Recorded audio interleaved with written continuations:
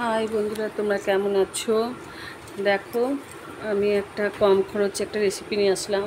ঘরে কিছু বাজার ফাজার না থাকলে শুধু দুটো ডিম আর একটু বেসন থাকলে একটা রেসিপি হয়ে যায়। তো ওইটা তোমার রেসিপিটা তোমার ভাতের সাথে, রুটির সাথে, পরোটার সাথে, লুচির সাথে, সবার সাথে ভালো খাওয়া যাবে।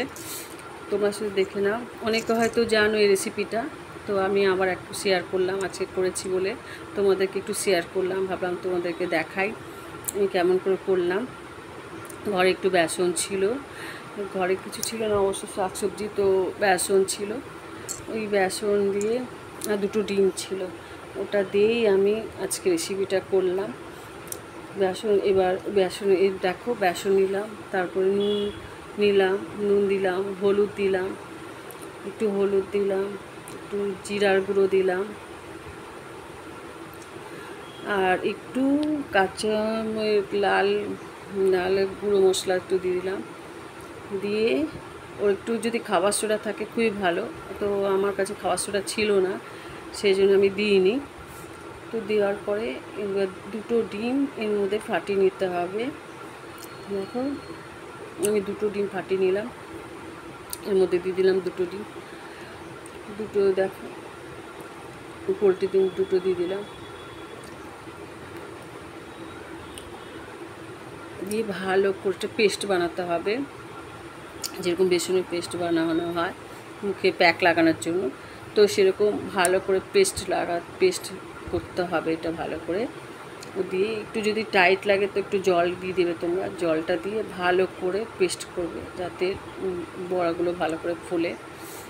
ভালো করে পেস্ট করবে।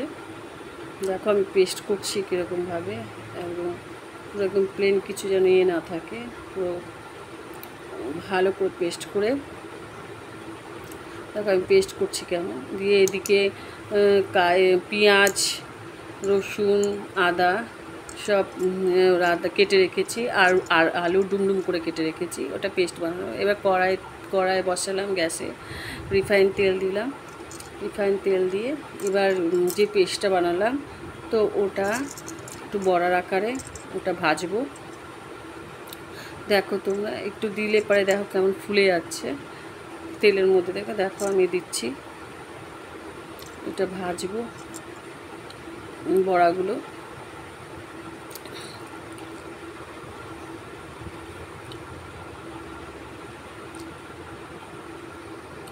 এমনি করে পুরো বড়ার মতো করে দিতে হবে, ভাজতে হবে, ফুলে যাবে বড়াগুলো, টোপা টোপা হয়ে যাবে। এবারে ভেজে আমি আলাদা করে ওগুলো তুলে রাখলাম, রেখে এবার কড়াইয়ের মধ্যে যে তেলটা ছিল সেই তেলটা, অল্প তেল হলেই হবে, তেলের মধ্যে আমি গোটা গরম মশলা, তারপরে তেজপাতা আর গোটা জিরা দিয়ে ওটা একটা ফোড়ন দিলাম। দেখো গোটা জিরা দিয়ে একটা ফোড়ন দিলাম। এবার এবার এটা লাল লাল যখন হয়ে যাবে, যে আলু আমি কেটে রেখেছিলাম, যে আলুটা সেটা ওটা দিয়ে দেবো। দিয়ে আলুটা দিয়ে ভালো করে ভাজতে হবে। দেখো আমি আলুটা দিয়ে দিলাম, দিয়ে ভালো করে ভাজলাম। ভেজে ওর মধ্যে যখন ভাজা ভাজা হয়ে যাবে, তখন যেই মশলাটা বেটে রেখেছিলাম সেটা দিয়ে দেবো, আদা রসুন পেঁয়াজের পেস্টটা ভালো দিয়ে দেওয়ার পরে এর মধ্যে আমি টমেটো সস বা টমেটো থাকলে টমেটো দিতে পারো তোমরা, তো আমার কাছে টমেটো ছিল না, তো আমি টমেটো সসই দিয়ে দিলাম, টমেটো সস। আর নুন হলুদ। দেখো আমি এবার এটা ভাজবো মশলাটা দিয়ে, একটু ভাজার পরে টমেটো সস দিলাম, দিয়ে এবার এর মধ্যে নুন হলুদ যা যা মশলা আছে, যেরকম নুন হলুদ চিনি জিরার গুঁড়ো সব দিয়ে ওটা ভালো করে ভাজতে হবে, মশলাটা ভালো করে ভাজতে হবে নুন হলুদ দিয়ে ভালো করে ভেজে। আর যদি পারো তোমরা তেলুগু মশলা সেটা দিলে আরও টেস্টি হবে।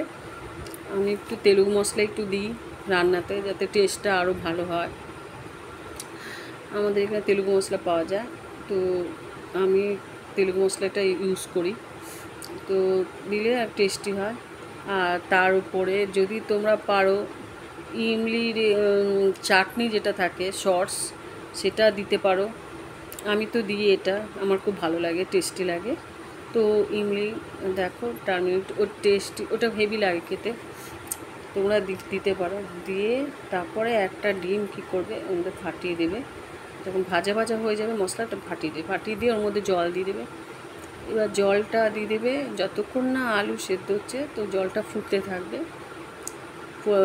ফুটলে পারে এবার যখন ফোটা হয়ে যাবে তখন দেখবে ফুটছে, ফোটা হয়ে গেলে তখন কি করবে, বড়াগুলো ওর মধ্যে দিয়ে দেবে।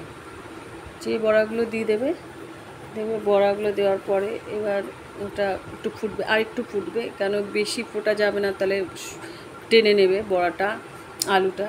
তো একটু ফোটাবে, যখন গা মাখা হয়ে যাবে তখন দেখো গা মাখা হয়ে গেলে একটু ঘি দিয়ে তোমরা কি করবে, ওটা নামিয়ে দেবে। তখন নামিয়ে দিলে হেভি লাগে টেস্টটা। তোমরা খেয়ে দেখো, তোমরা ঘরে ট্রাই করো, দেখবে তোমাদের ভালো লাগবে। আবার বলছি, একটু গরম মশলাও দিয়ে দেবে লাস্টের দিকে, একটু ঘি গরম মশলা দিলে পারে টেস্টটা আরও ভালো হয়।